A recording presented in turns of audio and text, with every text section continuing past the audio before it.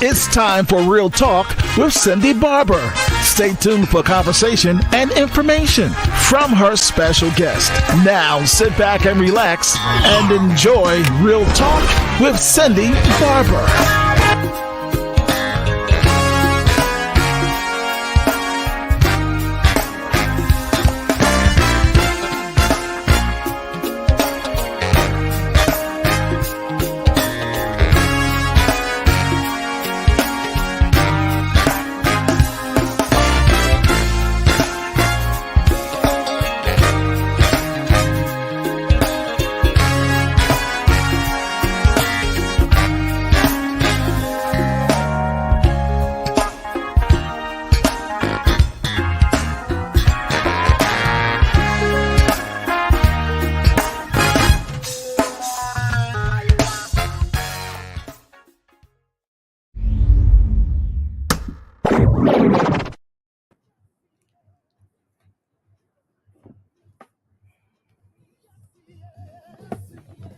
Good evening, everyone, and welcome to Real Talk with Cindy Barber. I see you coming on. Please let me know the city, state, or country that you are joining me from on tonight. It's good to see you, those that are watching on my YouTube channel, cindybarber.tv. Welcome, and so excited to have everyone here. My guests are here, and we'll be speaking with them very shortly. I hope everyone has had an amazing Sunday on yesterday and services. Please share and let others know that we're on. Please share and tag and let everyone know that we're on right now. Real Talk with Cindy is on right now. If you're interested in sowing a seed, a financial blessing to Real Talk, and many of you have done so, please use my Cash App, which is $Cindy's Keys, $Cindy's Keys. And thank you so much for those that have been a blessing to Real Talk. And I'm asking you to sow a financial seed to Real Talk. God will certainly bless you. Also, if you would like to advertise your event and use this platform, please DM me or send an email to ms.cindybarber@gmail.com. So send your emails, your requests. If it's a church announcement, your business announcement, I'll be glad to announce it here on Real Talk, and send it to ms.cindybarber@gmail.com, or you can DM me by way of Facebook. I see you coming on. Please let me know city, state, or country you're joining me from on tonight. Good evening, Cheryl. God bless you from Hartford, Connecticut. And also Pastor Adele Lee, thank you for joining us from Rhode Island. Good to see you on tonight. Kamani Davis from New Jersey / Philadelphia. Good to see you on tonight as well. Thank you so much for joining us. Please tag and share and let others know that we're on here tonight on Real Talk on this platform. Also, my YouTube channel. Also, if you'd like to subscribe to my YouTube channel, please feel free to do so. Please tag and share and let others know that we are here tonight. Give us some hearts and follow Real Talk with Cindy Barber. Please follow us. And also, like again, I said to subscribe to my YouTube channel, which is cindybarber.tv. I see more of you coming on. God bless you. Good evening. My mother, Bishop Naomi Barber from Hartford, Connecticut. My sister-in-law is here, Kathy from Windsor, Connecticut. God bless you. See one of my cousins here. Good evening. Family is on tonight. My cousin Renee from Connecticut. God bless you. Good to see you as well. It's good to see all of you that are here. I do have this announcement, and this is a flyer that I have here, and it is from the Life Abundant Church of God, God's Good Friday, through the voices of, and they have the different speakers that'll be there, Prophetess Whaley, Pastor Patterson, Pastor Parker, Evangelist Williams, Pastor Thomas, Prophetess Dennis, and also Apostle Barbara Adams. And this will take place at the Life Abundant Church of God on Friday, March the 29th. Prayer will begin at 11:30 a.m. and the service will begin at 12 noon. Life Abundant Church of God is located at 167 Mercer Street, Trenton, New Jersey. The pastor is Pastor Lois Key Alexander. And presiding on that day will be Dr. D. Sellers from Nothing But the Word Deliverance Church. Please support those that are in the Trenton, Philadelphia, New Jersey area. Please support this effort of Pastor Alexander. God bless you. I'm going to begin to bring my guest on. I'm going to welcome some more. One of my sisters, bless you, Apostle Robin Taylor. Good to see you from Connecticut. Also, blessings from the Philly is in the house. Yes, Philadelphia is definitely in the house. So I'm going to begin. It's my wonderful guest here, and this is Sister Freda Battle. Good evening, Freda. Good evening, Cindy. How you doing? I'm good. It's so good to see you on tonight, and thank you so much for joining me. Oh, absolutely. It's good to be here and glad you having me back. Thank you. You're welcome. Now, share a little bit about who Freda Battle is and what you do. Well, I'm a gospel singer and songwriter, worship Yes. leader. I've been probably doing this for, I'll just say, well over 30-something years. I'll leave it at 30-something years. But, I've done recordings. I'm actually in the middle of doing, finishing up a project that we just did a live recording back in August of last year. So Wow. I'm excited about just being here. Like I said, I've been doing gospel music for well over 30 years and Wow. just excited about what God is doing in this season. I've Yes. written songs. I, led worship at churches. Mm-hmm. And so it's been a blessing. Mm-hmm. Wow. And where are you located now? I'm located now in Durham, North Carolina. All right. I'm originally from Boston, Massachusetts. Yes. So Yes. it's quite a contrast, but I love Durham. I love North Carolina. And Yes. so the Lord set me down here about 10 years ago. And Wow. it's been a blessing since I've been here. Yes. Yes. Wow. That's amazing because you're a tremendous songwriter. And how many CDs do you have out? Ooh, wow. The one that we just recorded which is the 25th anniversary of the Temple Worshipers. Right. I would say is my 14th. So I Really? started out, doing records and yes, records and selling them out of my car. Right. But yeah, this will be the 14th one. 14th year. Wow, that is amazing. And where can they find your music? Definitely on, iTunes, Spotify, all the social platforms, definitely. Yeah. Online platforms. Yeah. Yeah. So please, everyone, please support her ministry. Please support her ministry. And so now I'm going to bring on my next guest. And this is Everett Drake. Good evening, Everett. How are you? Good evening. I'm doing great. And yourself? Good. I'm so honored to have you with me tonight. I know you're extremely busy. And so share who Everett Drake is and what you do and what you will be doing. Well, if you ever turned on your television on Sunday morning on BET, Bobby Jones Gospel, there I was standing for the 35 seasons there. And that platform has been a major blessing in my life, needless to say. I am now an independent gospel artist, traveling and ministering. Music from my CD, Amen, goes right there. And I've been blessed to have two Christian hip hop artists, MC Nice and Canton Jones, to cover my song with the hip hop version called Amen right there, that debuted at #1 on iTunes, Christian, and which is a deal and such a blessing in my life. I'm currently the minister of music at our home church, First Baptist Church, South Inglewood here in Nashville, Tennessee, and which I've been a member of since I was 11 years old. So I'm just grateful, to be there with my home church family and to have a pastor and church family, Dr. Lamar Williams, and have people that support me. Sometimes it's hard in ministry, to have support of your church family and allow you to travel and minister and do what you do. But I'm grateful for my pastor, my church family. But God is good and He's faithful. Yes, that's a testament because many people are not really that blessed and fortunate, and especially to have a pastor that supports your ministry.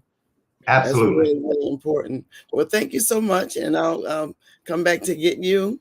And my last guest here is Ronnie Lindsey from Ohio. So, Ronnie, let us know who you are and what you do.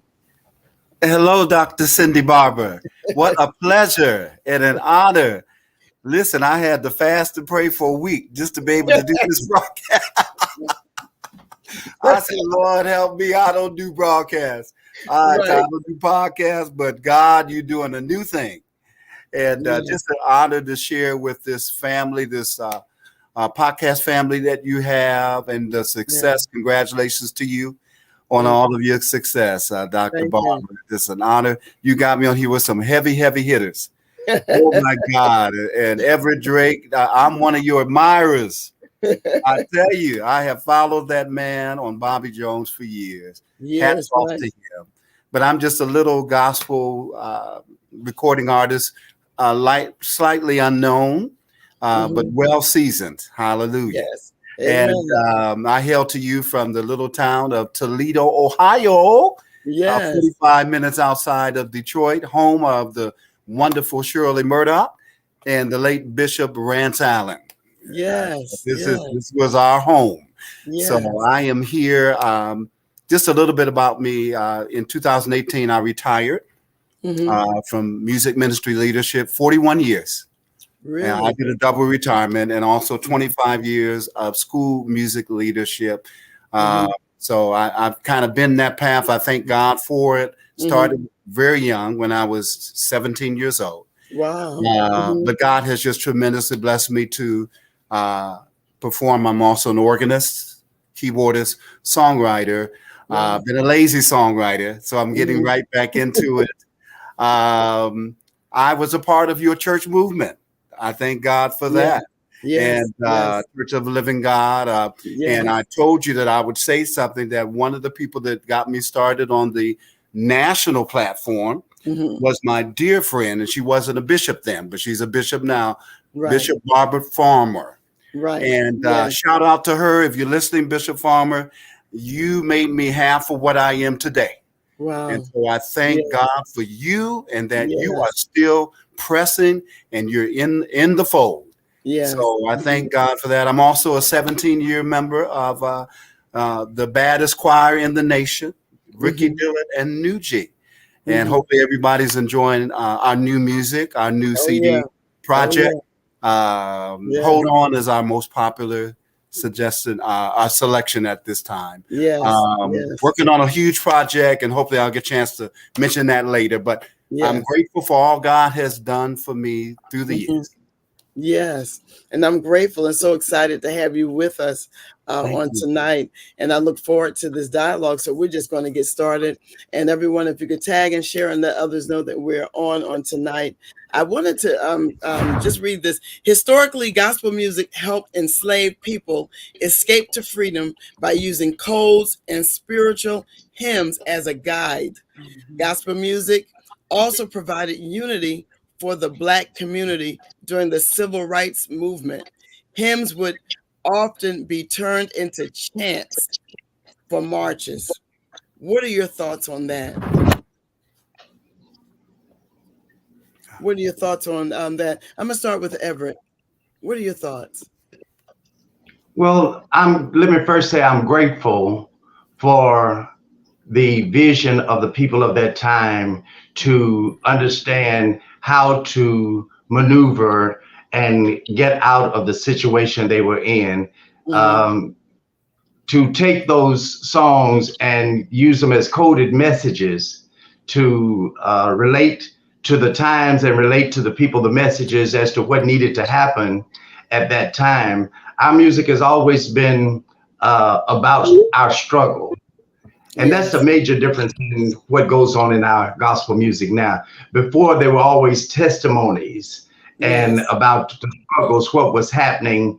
Even in popular music, a lot of it was about what was happening in the culture and in the time, stories about those kinds of things. So I'm just grateful for what they did and how they were able to inspire others to keep on keeping on and continue to move forward, because today they are the reason we are where we are today, and we're standing on their shoulders today. That's Absolutely. Right. Freda?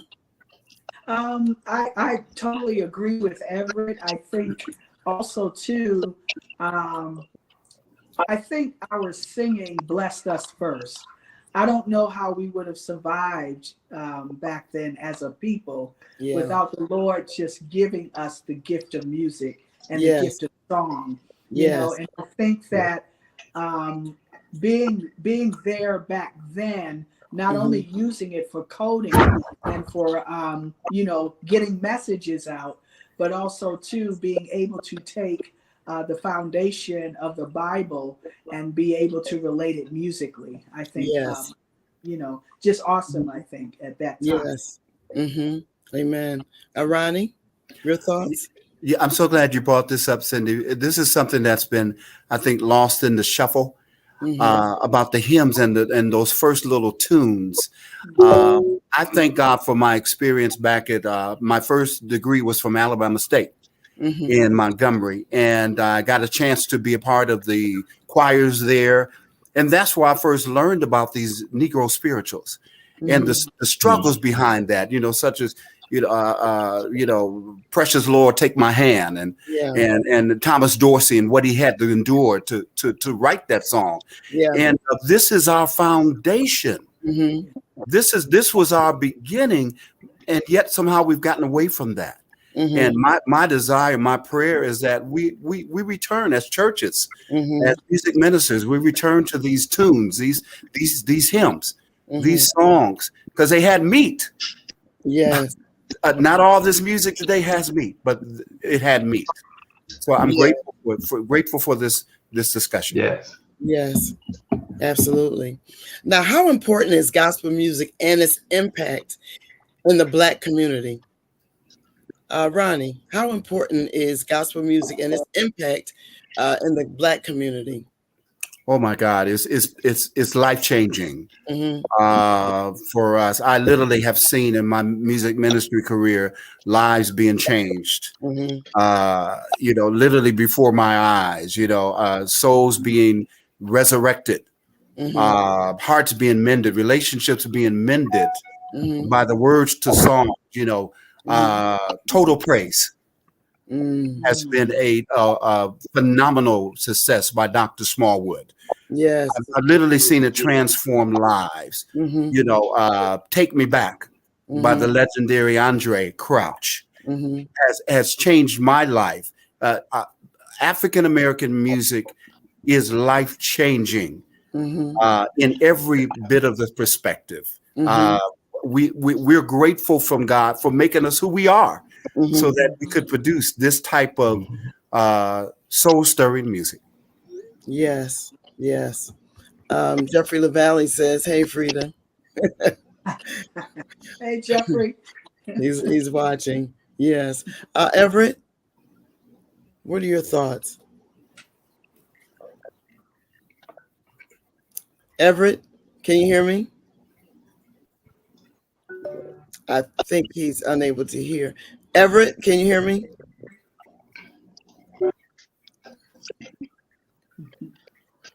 I think. Yeah, it's been kind of bleeping in and out through Ronnie's. Okay.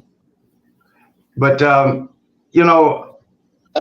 blessing, our music is so encouraging, and it's uplifting. And, especially in today's times with all the things that's going on around us in the world, we need some encouragement.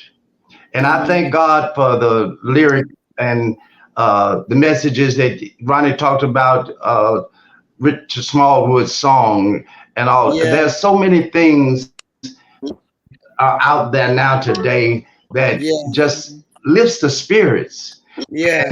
And, it's so much negativity now. And we need a lot of to infiltrate our music, because we all need encouraging during this time. At least I do. I need all the encouragement that I can get It's just so much going on in our world. Yeah, it is. It really is. Now, Freda, let me ask you this. Do you think we have lost the gospel in the music? Ooh, that's a good question. I think to a certain extent, what we did was this. Sometimes different genres of music have seasons in which they're the flavor of the season. And I think with the advent of once we started the whole praise and worship genre, if that's a genre, praise to God, it's praise to God. I think we sort of went the other direction and feeling like we had to borrow certain things from other people. Nothing wrong with that. But I think that we have to recognize that there's a particular gift and anointing that's upon gospel music that God birthed through us. You know, gospel is birthed because out of whether it's pain or experience and all of that. So I think what happened is we sort of shifted and went the other direction to the point where I heard people saying, well, gospel music is not relevant anymore. No, gospel music matters. Okay. Yes. So I think that we sort of went the other direction, and instead of recognizing whether it's praise, whether it's worship, whether it's gospel, we have the ability to still write songs. And we're the ones who also, too, as we write, our song and our gifting is needed in that atmosphere along with the other genres. That's right. Very good. Everett? Well, we all know the gospel is the good news. Yeah. And the good news can be delivered in many separate and different ways. Where I sit now, I'm reminded of when I was a teenager, and it was the James Cleveland era, and the gospel music of that time and before. Yeah. And of course, before that was the golden era gospel music with all the famous quartets and, and of course the female groups, the Davis Sisters, the Caravans, Dorothy Love Coates and the Gospel Harmonists and all those. But here comes Edwin Hawkins and Oh Happy Day. Not allow us to sing that in a Sunday morning worship service because they played it on secular music. On secular radio. Yes. And I think that sitting where I sit now, because, every few years brings about a change. And, the God has blessed me to live to see several of these happen. We've gone through that phase of, contemporary music and praise and worship. Things keep. Now our music is heavily influenced, as I spoke earlier about hip hop music. Yes. If we continue to live, it's going to change again. I promise you. Yeah. It will. It's a cycle of life, and our music is changing just like other music. I work a lot in country music in Nashville, Tennessee. I'm a member of SAG-AFTRA and do a lot of sessions here for a lot of country music stars. If the truth be told, I made my living doing background vocals for country music stars and doing tours with a lot of the artists. And the same thing is very relevant to their music as well. They're having the same struggles. The older country fans don't like this new country music they have now. They don't like that. That's too R&B and too pop oriented. That's not country music. That's what they say. Just like I'm sure some of them said that's not gospel music. And I just don't want to be caught in that frame of mind, because it's the good news, whatever is delivered.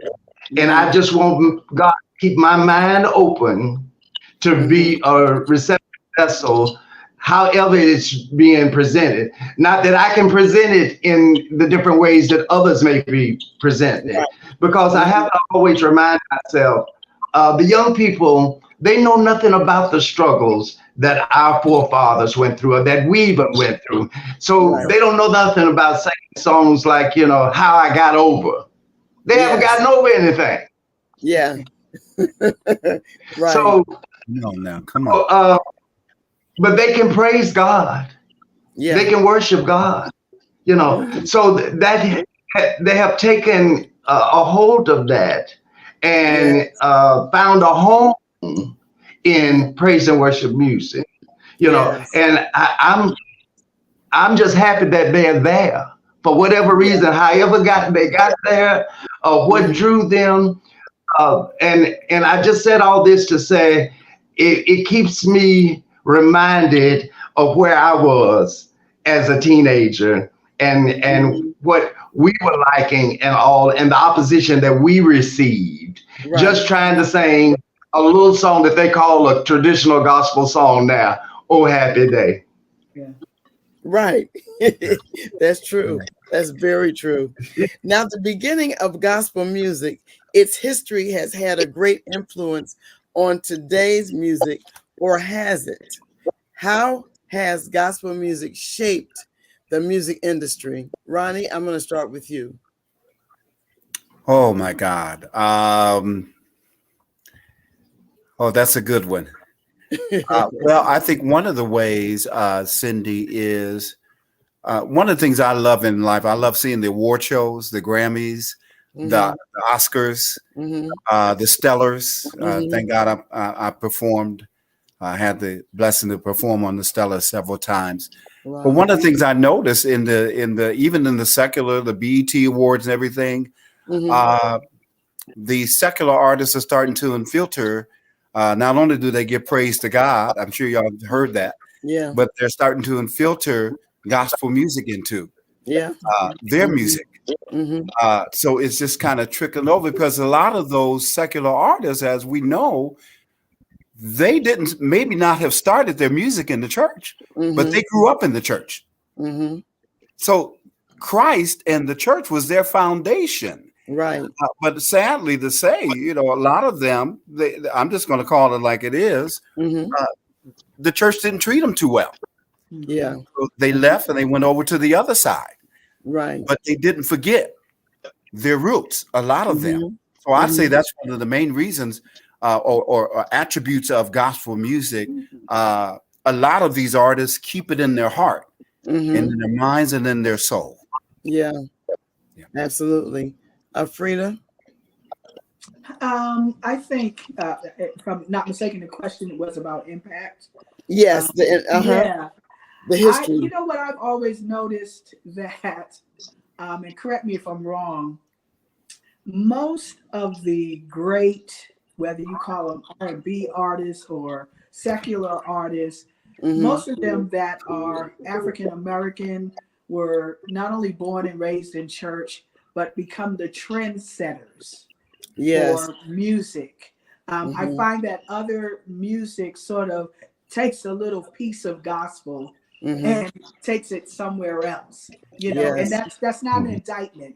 What I'm saying is, I think a lot of times our musicians, they see more as they're playing, our singers, they do more as they sing. And so what tends to happen is that if you notice, we begin to be the trendsetters and forerunners for the next big thing in music. Right. And people tend to gravitate to that, whether they admit it or not. Absolutely. Everett? Yeah. Well, kind of piggybacking on what both of them have said, watching the award shows and all, many times you find, especially on the tours, you see a lot of the artists, they include gospel music in their presentations. Yeah. And more times than not, it closes the show, but because there's nothing that can come behind it. Right. Yeah. It's a wonderful thing that our music is that captivating and that strong that it, even with all of the hits that they have, gospel music is what they choose to close their shows with, or at least it's in the segment of their shows. And that tells me that, doing more than we even realize. We are part of more than what we realize, and God is using us greater than we ever imagined. Right. Because somebody is listening, and somebody is looking, and somebody is watching what is going on in our neck of the woods. Right. And see the value of it, and taking it to their people. What I love about country music and their artists, they're always taking their artists on a journey. They go back and get the legends that their new fans know nothing about and bring them along with them, take them on tour with them, and do their music to introduce these young kids to their music, to keep their music alive. I pray one day wake up and do the same thing with our legends and our gospel music, because that will help keep that music alive. Yes, absolutely. Wow, I didn't realize that's what they do in country music. Yeah. That's amazing. Now, what effect does gospel music have on individuals? You have Sam Cooke, Al Green, Aretha Franklin, and there's many more who was influenced by gospel music. Their style was definitely influenced by their gospel music roots. So what effect does gospel music have on an individual? Ronnie? Oh, do I have to be first with this? You ought to put Dr. Drake on this one. I tell you, oh my God. Oh, Well, there's so much. Yeah, go ahead, Everett. Yeah, what's in you will come out of you. And that's we have as gospel artists, is that thing that God puts inside of us. That's the difference of our music and other music, is because it comes from the soul.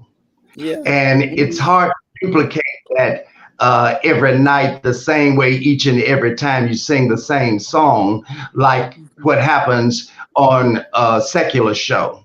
They may sing the same show, same time every night and all that, but the difference is in gospel music, when we sing the same song Sunday after Sunday, this Sunday it will be one interpretation, but next Sunday, because of what I have lived through during this week, it has a whole nother interpretation to me, and causes me to paint different pictures with the same lyrics because of what I've experienced during that week and how it has affected me. So we're definitely affected by the music that we're singing as individuals. I absolutely. But it's because of the spirit that lives within us that causes that to come up differently every time. If I sang His Eyes on the Sparrow, which is one of my favorites, every time I sing it, I seem to paint a different picture with those same lyrics because of what I have through that day or that week or whenever. Those same lyrics mean something different to me at that time. So I emote that differently at that time because of what is down on the inside of Everett. And I think that's the thing about gospel music and how it affects us. And that from the heart reaches the heart. So if we're affected by it, then others are affected by it. You can't expect to receive something that you don't already have. That's right. So I think that's the major thing is, that comes to mind when I hear that. Yeah. Someone said from YouTube, Kisa says, gospel music in our culture tells stories of our past, present, and future, with the foundation being the goodness of God. Yeah. Very true. Thank you for sharing that, Everett and Cindy. To piggyback off of that, I think one of the most life-changing forms of music in the world today that we're blessed with is gospel music. Now, you all know there's many different types of Christian music. Yes. But there's something about, I'm specifically speaking about the Black church. Mm-hmm. It's something about that. I tell you, my mind goes back to that, to one of my favorite movies that I still today, I don't believe got the accolades that it should have gotten. That's The Color Purple. And I go back to that church scene in The Color Purple, where she came back to her daddy's church. Yes. And when she hit that door, it was just that the transformation and the tears, even though they were acting, baby, I was crying every time I see it. Because that's the depiction of our Black churches. The music is so life-changing, like I mentioned before. I mean, I literally have seen people just totally transformed before my eyes. People that have been hardened for decades. All of a sudden, boom! It's just a breakthrough when they heard the words of that song. Take me back, dear Lord. You know, going up yonder at funerals. You know, it's just amazing. Yes, Freda. Piggyback on what Everett said and Ronnie, which is, I think that we have to remember that the gift that's in us is really what touches people's hearts. And so just like Everett was talking about the experience that we go through, I can sit down and write a song. There are some songs I've written I'll never let anybody hear because they just ain't worth listening to. Then there are others where I sit at, the piano and I write something and I know from the moment it touches me, this thing here is going to be a blessing. That's right. Because it's coming out of a place. And so when Ronnie's talking about people who walk in a service and they don't even know why, they don't even have to know the Lord.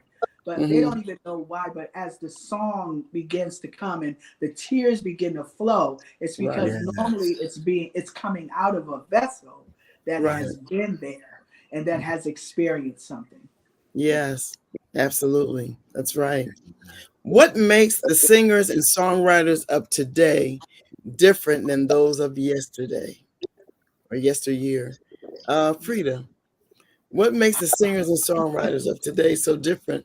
I don't know so much if we're different in that it's more so the time and place and season that we're in. I mean, some songs that I've written years ago, I have a different spin on them now, but that's because I'm older and I've had a lot more experience. So the word as well as the message in the song is going to be uniquely different from the experiences that I had when I was 20 or when I was 30. And so I think for me, though, when you look at some of course, the older gospel music where people talked about going to heaven because that was the only place they were going to see good is by going to heaven.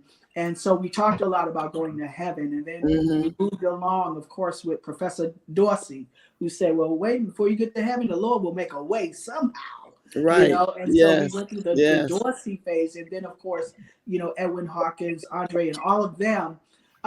So I think what I notice is most of our young people now, when they write songs, they write songs that pertain to themselves and what they are experiencing. Now, for today, that is what they're experiencing. So they can hear that, But I think that depending on the season is my point, is what the message in the music is. I think there's an overall message that sort of flows through whatever season we're in. Right. That's good. That's really true. Everett? I'm just going to say one thing, the culture. Yes. I think today culture has a great effect on the songwriters of today. And just as I said earlier, their experiences are different. So what they write about today is their experiences today because of the culture, the time, as Freda said, that they live in today. So the writings of today will be different than the writings 10 years ago or 20 years ago. And I'm just grateful for some of the writers that do keep some gospel as we see it, music alive. I'm grateful to Dr. Dillard and New G for the choir sound, because choir music had, kind of taken a back seat. But he found a way, to slip one or two praise and worship songs in there and still stay true to his, his niche, choir music, and keep his audience he already have, and then grab hold to some new people and bring them along with him as well. And that's what you have to do. Songwriters, you have to keep reinventing yourselves. Yes. And that's what's happening. Songwriters are reinventing themselves, and I think the culture has a lot to do with it. Yeah, it's true. And speaking of, you're talking about the choir and how New G has Ricky Dillard has kept them very relevant. We lost the choir in the church as far as when we had COVID. And after that, a lot of them did not really come back to the church. We had more worship teams or more smaller groups than having the large choirs like we used to have. What has that done to you? What have it done to you as far as not having a choir back in the church? What are your thoughts on why they're not really coming back? And you have some areas where they are coming back, but it's still not like it was prior to COVID. So what do you think we can do, or what you think can be done as far as the choir coming back into the church? Because I think a lot of times people are now going to the Dorsey Convention, GMWA, and you see nothing but choirs there, but as far as churches, again, you don't see them as much like you used to. So Ronnie, what are your thoughts on that? Oh, well, it has been, like you said, it's been a tremendous setback. I think primarily because of COVID. A lot of the choirs are missing. I know here in Toledo, many of the churches have gone to worship and praise, which is a blessing. But when you've had members of choirs that have been singing in choirs for 10, 20, 30 years, and then all of a sudden that's taken away, that concerns me. One of the things that my leader, Dr. Dillard, teaches us in rehearsal, he teaches us, listen, go back and teach your churches. The worship and praise is fine. I'm not going to tell you what else he says. But he said, but tell them, don't ever get rid of the choirs, because that's the backbone of our African-American churches. So I know here in Toledo and the Detroit area, it's really hurting, and it's affecting the membership, the attendance at a lot of our churches, especially when you can just, sit down and you can just tune right on your TV set. Right. Yeah. Yes. So it's a convenient way to, to enjoy the worship service. Right. But there's a vacuum. There's an emptiness that is now present in a lot of our churches. I don't know how it is in Nashville or where Freda's from, but in here, we need to bring it back. Wow. Yes. Everett, what are your thoughts? Same here in Nashville. A lot of the churches still have not come back. The comfort of being in your home has become, hard for some people to let go and come back out and corporate worship. So just even in our church, I had what I call the faithful 15 for so many, last few years. After we got the COVID era, when the choir came back, I had a faithful 15, and they have been faithful to saying. And just this year, we had been without a pastor for like 18 months. which in itself for any is a rough period. But thanks be to God, we have a new leader now who is an amazing teacher and preacher and singer, loves music, and he is about encouraging people to come back and get involved in the different ministries of the church. He preached a message the first Sunday in the new year that talked about working in the church and about working in the ministries and working out your own soul salvation and all.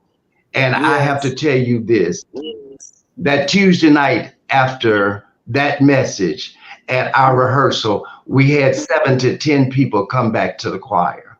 Wow. Which was amazing. I mean, to the point that while they were coming in the door, the people would be applauding and cheering time after time as you know each one come in. Now I have about 25 going on 30 people that resembles a choir now, and for which I am truly grateful. And I'm looking forward to even more, because we always had a 40 voice choir, something of that nature. So you know, I'm praying that God will continue to touch hearts and touch minds and open all the church doors and get us back into corporate worship together, because like the song said, I need you, you need me. We're all a part of God's body, you know. That's right. And it's a little song, but it's a great message. Great message. Great message. Sister Freda, what are your thoughts? I think sometimes people feel like, you know, maybe we're not needed, but I think choirs are definitely needed in the worship service. You know, I think having the gospel song that's going to tell you everything's going to be all right, sometimes we just need to hear that. And you know, while our praise and worship part, you know, speaks of how great God is and how good he is and what he's done, sometimes we just need to hear the Lord's gonna work it out somehow. Jesus will work it out. So I think they need to be encouraged to know that you know, that as they are coming, they are relevant. And so I think for some churches now feel like it was the need to get away from the whole choir thing. I don't know why that is, but I think reality is that the church, the choir is still relevant and very important to what we're doing. Yes, absolutely. Absolutely, very relevant. Now let's talk about technology. How did technology influence gospel music, the cultures? And we had radio, and of course we had Dr. Bobby Jones on Sunday morning. How did technology influence gospel music? I'll start with Everett. I don't know that I have the answer, but I'm just grateful that we were afforded the opportunity to take gospel music into our homes. I'm not going to say everybody's home, because we look like everybody else. Every Sunday morning, to have gospel music come into your home as you're getting ready to go to church, it was just like a preparation period before going to the worship service. You know, so, you know, by the time we got to church, we were ready. You know, and I'm just speaking for me. You know, I can't speak for you, but it was a blessing. Most people didn't realize that we taped the entire year in 2 weekends. So, you know, we were able to enjoy that experience just like everybody else and look forward to every Sunday morning. Tape those episodes so that we would have them and enjoy them just like any and everybody else, you know, because it's a part of Black culture. Yes. You know, and, you know, I think that in itself, you know, I hate that we don't have a show for gospel music on a weekly basis like that anymore on television. But, you know, that helped our music so much to be visible. Yes. And it helped many artists to become established artists because of that visibility. Many artists that we did not know about and had never seen before got opportunities. And that was the blessing of Dr. Jones, because he was the kind of person that would allow anybody to come on his show. You didn't have to be in the top 10. Right. You know, come on, come sing. So that gave people an opportunity, and that's how we found the Kirk Franklins and, you know, the Marys and, you know, some of these people just that come out of nowhere, as we think, because they was probably singing around their city like we sang around our cities for years, but nobody had ever seen them or heard them. You know, so yes, we have radio, and thank God for radio, and it keeps our music alive and all, but it's something about this, you know, even today, the computer and this technology that we have now, YouTube is amazing. Yes. When it gets done for our music and how it, you know, the popularity just explodes. You know, you have these sensations that come along like Kalate Gabby. Yes. Just, you know,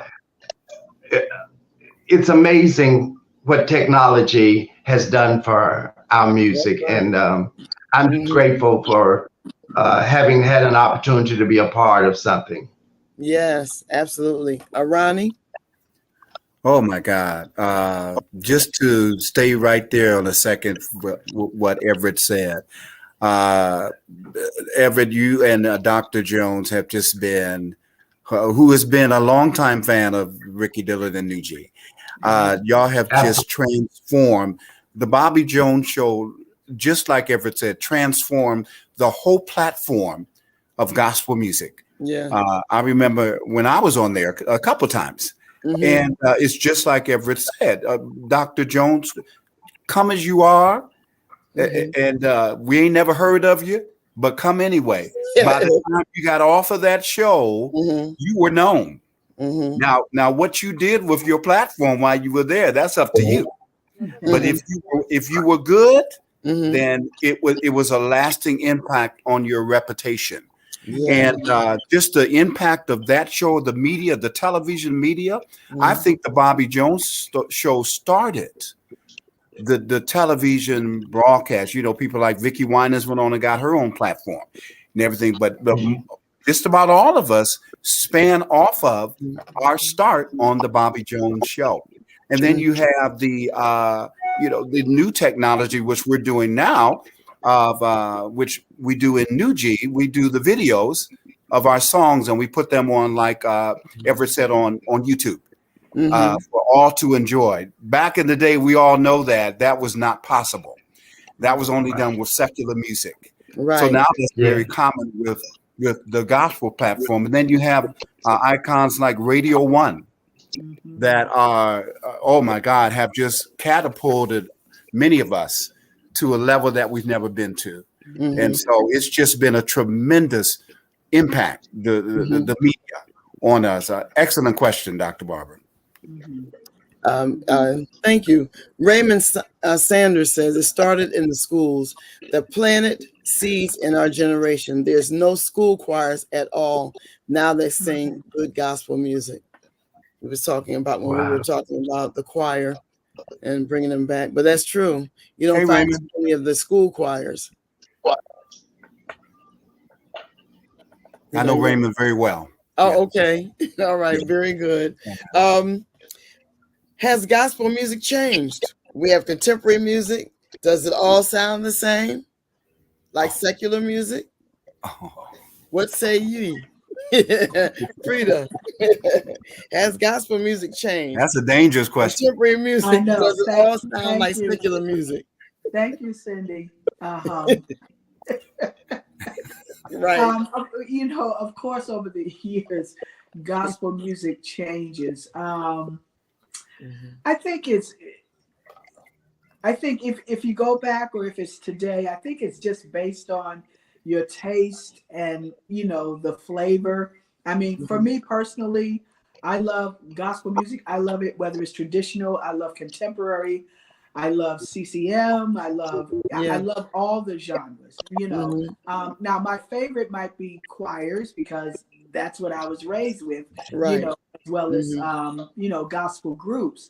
But I think it really boils down to, you know, what your particular taste is. Yes, of course it has, because as times change, of course, you know, the music idioms change, you know. And I think that, so you have that style, which is very traditional. You have Kirk style, even Donald Lawrence, Ricky Dillard. I mean, there's a whole gamut of different, you know, genres within gospel music. So you do have jazz gospel, you have pop gospel. That's you right. know, you have R&B gospel. That's right. You know, and we call all of that we call it contemporary gospel. But I think it changes according to as the music changes. And I think, again, going back to sometimes we're the ones that's the trendsetters that changes it. And then sometimes it's another sound that comes and we sort of incorporate that or add to that. Right. Yes. Everett? It's going to continue to change. You know, the culture will bring about a change. And I agree with everything that Freda said. It is, while she was talking, I was thinking of Pastor Shirley Caesar. Oh. Yes. She's one artist has managed to stand the test of time. That's true. And the punches, whatever was going on, but I don't care what she recorded. You go to her live show and she's still gonna sing Shirley Caesar songs, and you're gonna be shouted out of there before you leave, because that's who Shirley Caesar is. You know, and that's the first thing I thought about. You know, she has managed to stay with the times throughout the, you know, whatever comes. Pastor was rapping, you know. She's stayed with the times, and I admire that. I admire her for that. But it did not change who she was. Right. Because she opened her presentation with that just because she know you want to hear it, and hit it. I see somebody say greens, beans, tomatoes. Yeah. Right. Yeah. And serve you what you want. But just as soon as she give you that, she's taking you right to church so that you'll know that you've been to church. That's right. And make to I feel like praising him. Right. You know. So it's just, you know, the culture, our music, it will continue to evolve. Life evolves. And it's nothing we can do about that. I have to go back and say, I just hope that we can bring our legacy on to the new generation. Like our music artists are doing, and saving their music, that we will save our music and bring others along with us. You know, the Kirk Franklins and the Fred Hammonds and the folk that are taking these big major tours out, while they got those arenas filled with all of those people, take some of these little artists out with you that are aspiring and, you know, to be artists that you have found favor with, and introduce them to your art, to your audience, so that they will know who these people are. You know, don't let the Peoples and the Dartha Norwoods and all these people that have paved the way, as the Caravan said, die off the scene without the youth and the young people knowing who they are. Carry them on these tours too. Bring them out and let them and feature in the middle of your set. You know, that's what we're missing in our music, I feel. And the only reason I can say that because I've been introduced to that through other styles of music. And I think that's one thing that would help our music stay alive. Yeah, absolutely. And John Winslow, he says styles may change, but the message of Christ makes the difference through it all. That's so true, John. Absolutely. Yes. Ronnie, your thoughts? Right. Just real quick, I agree with everything that my brother and sister have said. Honestly, I'm not totally in agreement with all the new stuff. I'm kind of old school. I try to keep myself looking young. I'm kind of from the old school, the hymns and the give us some stuff with meat. But one thing Dr. Dillard tells us when he teaches us, he's such a genius with his music. One thing he teaches us is that listen, and he tells us it straight. Gospel music is an ever-changing, ever-evolving field. And if you expect to make it, you better change with it.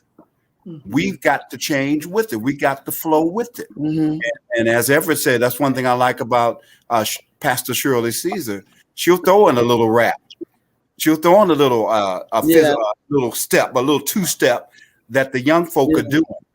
Right. And we do the same in New G. And so I have to, as an independent artist, I have to realize that I may not agree with everything that comes out new. Yeah.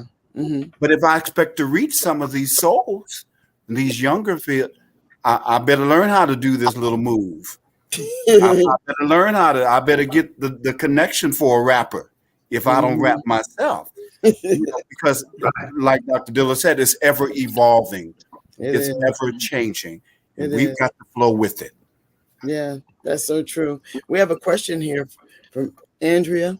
She said, as a writer, is it stressful to keep up new musical trends? Do record labels require change in style? So I don't know who wants to tackle that. I'll say something. Okay. Yes, they do. The labels, they're looking for trend-setting music. They want something that's going to catch the ear. And I know Everett knows about this, and Freda, but they also wanted to catch. I'm just going to be real, to catch the pocketbook as well. So yeah, they're looking for trend setting. So you got to keep yourself, like I was just kind of saying, got to keep yourself up on what's hitting in the gospel music market. Yes. Anyone else want to elaborate on that question? I think to also be encouraged is don't just look at yourself as a songwriter. Look at a number of things that you do, because there will be seasons where it's like everybody's clamoring for your music, and then it'll turn around and maybe no one's really trying to pick you up or whatever. So one of the reasons why I've done projects is because I've never really depended on the label. I'm inspired to write. I'm inspired to put out the song.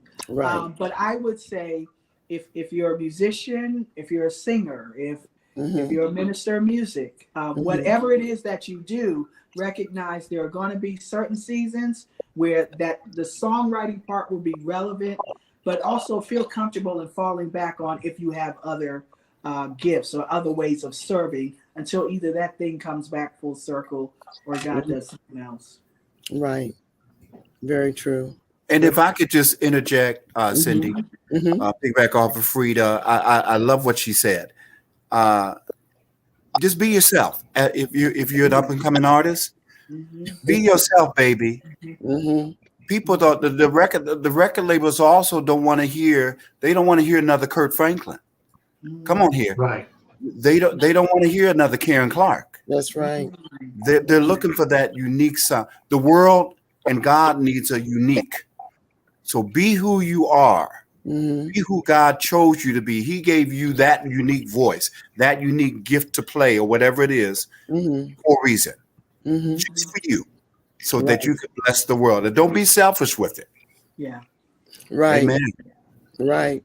And keep writing the gospel song. Keep writing. Right. Keep writing. Absolutely. That's right.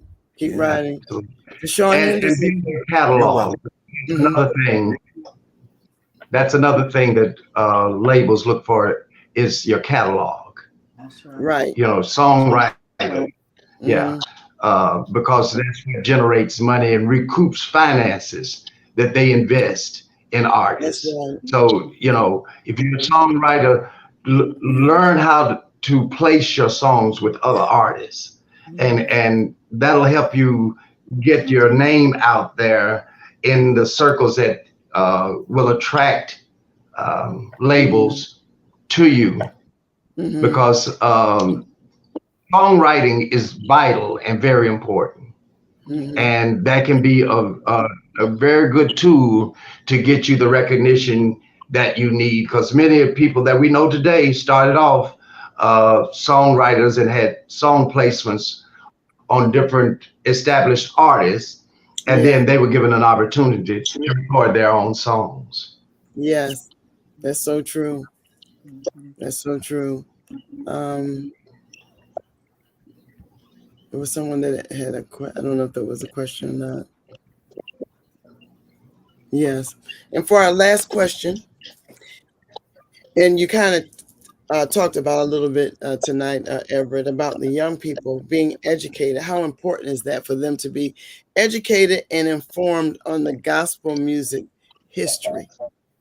I'll start with you, Ronnie. Oh, wow. That's $1 million question. That question is that hits my heart, Cindy, because I've said that unfortunately a lot of our precious young people have not been educated properly. And number one, how to live for God. They haven't been introduced to God. God is the center. He's the first step before you can step into gospel music. You need to know God. Too many are making that unfortunate move, and they're stepping in the gospel. They don't have a personal relationship. Hello. But you got to have a personal relationship first. Get to know God so he can order your steps. But you've got to have that relationship. You got to be connected to people and your pastor that have relationships. And I think that's your kickoff. I think that's your kickoff. Yeah. Absolutely. Freda? I would say, to add to that, probably this goes with churches, but even I would say community choirs or whatever, introducing them, I think, to the gospel culture, whether that's the Dorsey Convention, GMWA. I know they go there and they get starstruck, but really a lot of those hold the historic value of what gospel music is. You're not going to go to Dorsey Convention and not hear Dorsey songs.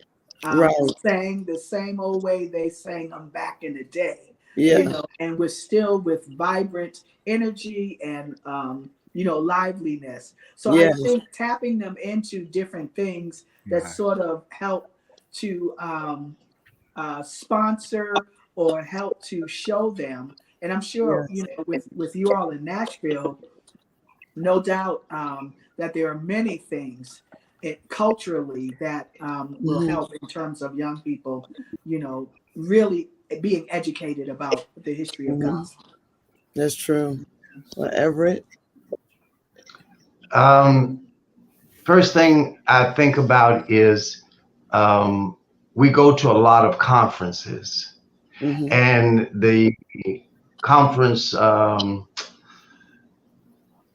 what I guess you call the sponsors, they spend a lot of money to bring in educated people in different areas of gospel music for panel discussions. And when you go to these panel discussions, you have 15 people there, maybe 20, that came to get the information. Yes. I saw you smile, Freda. You know I'm telling the truth. But time for the concert, you got 900 or 1,000 people in the ballroom, and we all singing to each other.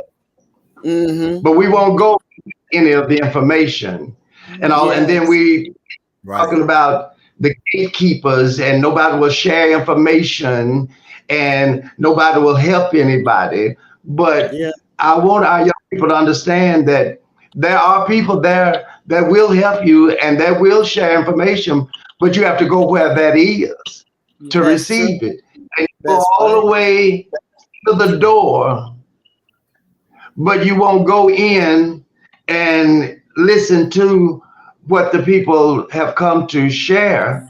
Yeah. That's But true. you'll go to the concert and all and sing the but we're in fact singing to each other at the Yes, concert. True. that's true. To be where the information is, and those are the movers and shakers that can Right. help you get anywhere you're trying to get to. They have all the keys that can help you, All of it. but we won't go there to get the information. You Right. have to, somebody say you have to invest in yourself with knowledge. That's the key. You have to invest in yourself That's right. with information and knowledge. Yeah, go to GMWA, go to all of these big conventions and all, because they have people there that are knowledgeable, and they Yeah. have, but you got to get up in the morning and go to these classes to get the information. Hmm. The information is not going to be given out at the concert. That's right. You're just going to sing at the concert. Right. I'm That's true. sorry, but it's just the truth. Right. Yeah. And that's where we're failing, is that we won't go to get the information. Mm-hmm. And it's not that it's not provided, because, Right. I've been in the GMWA, Rhythm of Gospel, Yeah. VIP, John P. Keys Convention. They all have informative platforms that give Right. information on songwriting and publishing, and they're on and on and on and on and on. But we will not go and hear what has been said. And it's sad. It's sad, but it's just the truth. It is. It's very true. Very And true. can I say one more thing? Sure. I think Yes. Yeah. not having Dr. Jones, Bobby Jones gospel Oh yeah. on every Sunday, where he had the platform for Right. new and old. You know what I'm saying? That's You right. saw a little quartet, you saw a little traditional, Yes. you saw some contemporary, you Yes. saw new artists, like you said, that never heard of before. Yep. He made sure that that's where I met a lot of, Pastor Shirley Caesar, all of them. I met them because of Dr. Jones. Yes. And him having that platform where you get up in the morning, Mama's playing Bobby Jones gospel. Yes. And you're going to hear all the music from traditional. We look forward to it.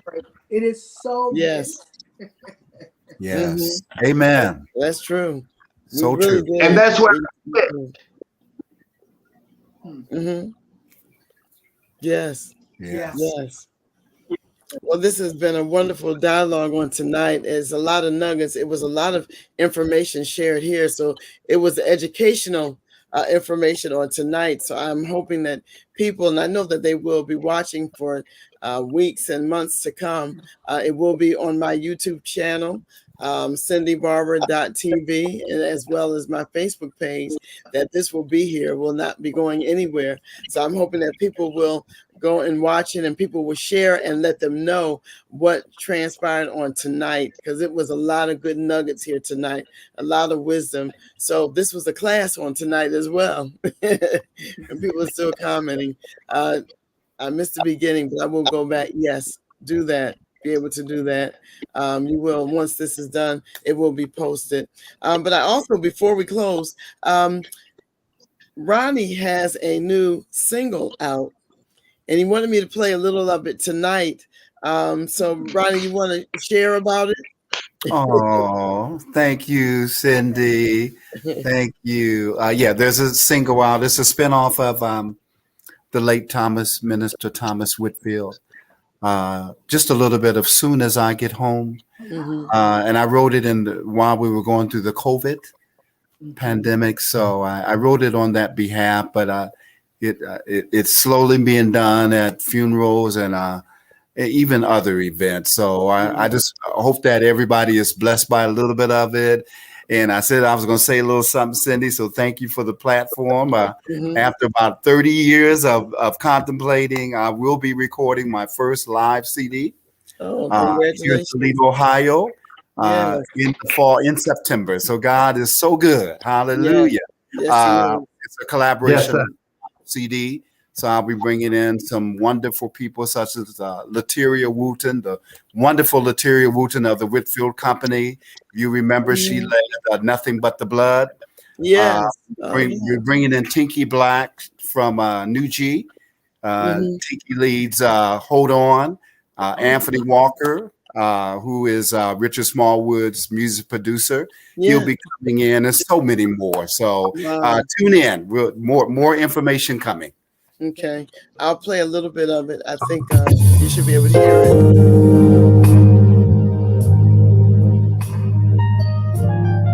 This song is dedicated to all of you who have lost somebody to the COVID-19 pandemic all over the world. Thank you, Minister Thomas Whitfield.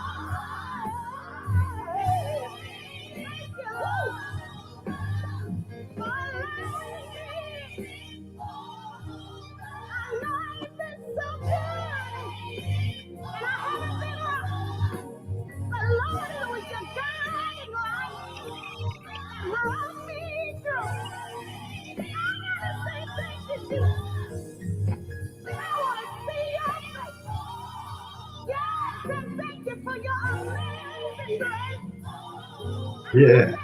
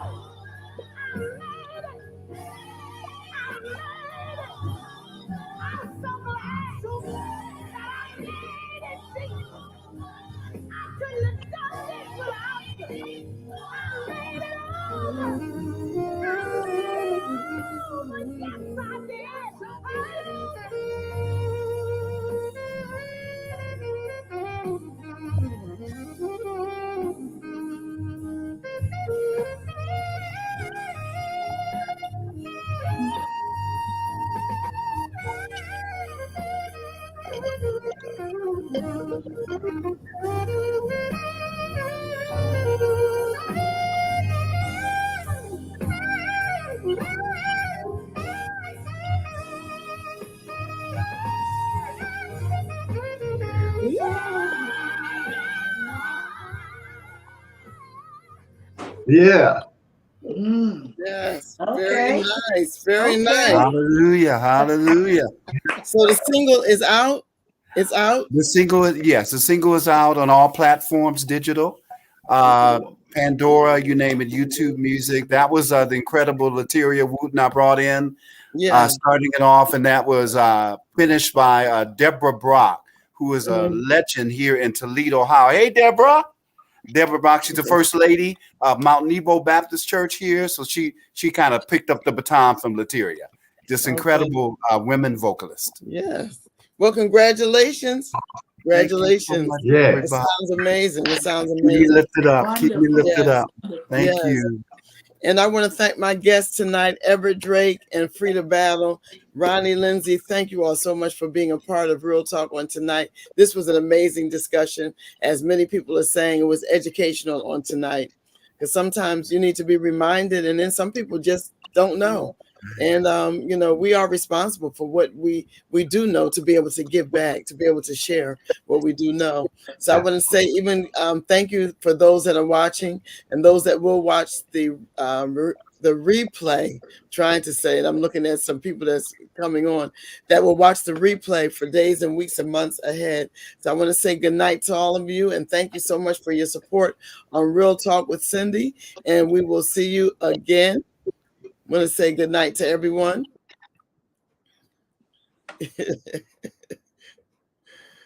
God bless you. We will see you again. Thank you so very much for tuning in to Real Talk with Cindy Barber. We hope you have been informed and inspired by the conversation on this evening. You can contact Cindy Barber on Instagram at CindyRBarber04. You can email her at ms.cindybarber@gmail.com or the YouTube channel at Cindy R. Barber. You can also contact Cindy about having your event advertised on Real Talk with Cindy Barber. Cindy looks forward to you joining her next week for another informative conversation right here on Real Talk with Cindy Barber. Until then, have a great evening.